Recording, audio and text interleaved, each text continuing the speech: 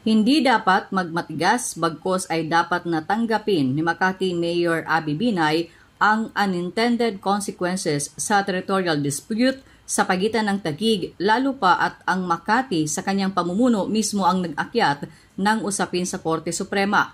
Ayon kay Attorney Darwin Cañete, isang prosecutor, nang iakyat ng Makati City ang kaso sa Korte Suprema at hingan ang mga maestrado ng final determination sa issue, ay dapat na batid nito na maaari silang matalo o manalo. Sinabi pa ng Cañete na ang paghahabol sa revenue-rich na Bonifacio Global City ay pinursigi ng Makati City mula pa noong panahon ni Makati City Mayor Jejomar Binay, Junjun Binay at Abby Binay, kaya dapat naging handa na ang lokal na pamahalaan sa pagkakaroon ng pinal na desisyon sa kaso.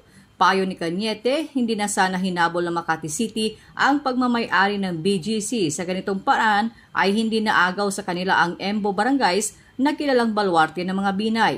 Ipinaliwanag ni Cañete na sa una pa lamang na desisyon ng Pasig City Regional Trial Court ay makikita ng dihado ang Makati. Sa ipresenta kasing ebidensya ay mayroong pinanghahawakang titulo at presidential order ang Taguig. Sa Transfer Certificate of Title na may survey plan na PSU 2031 na may petsang 1908, ang Fort McKinley ay nakahati sa 4 na parcels. Ang Parcel 1 ay matatagpuan sa Pasay, Parcel 2 ay nasa Pasay at Parañaque, Parcel 3 ay nasa Taguig, at Parcel 4 ay sa Taguig din, at noon pa man ay walang pagbanggit dito ang Makati. Kung titulo at presidential order ang hawak na ebidensya ng Taguig, ang iprenisinta naman ng Makati ay land survey na mula sa isang private contractor.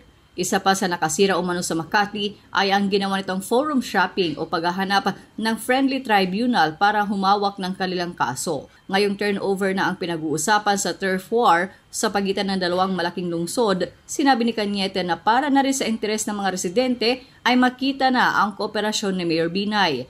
Sa obserbasyon ni Cañete ay hindi naman tinututulan ng mga residente ang paglilipat sa Taguig. Inihalimbawa nito ang nakalipas na Brigada Eskwela kung saan mainit ang naging pagtanggap ng mga guro, estudyante at magulang ng mga Embo schools kay Taguig City Mayor Lani Cayetano.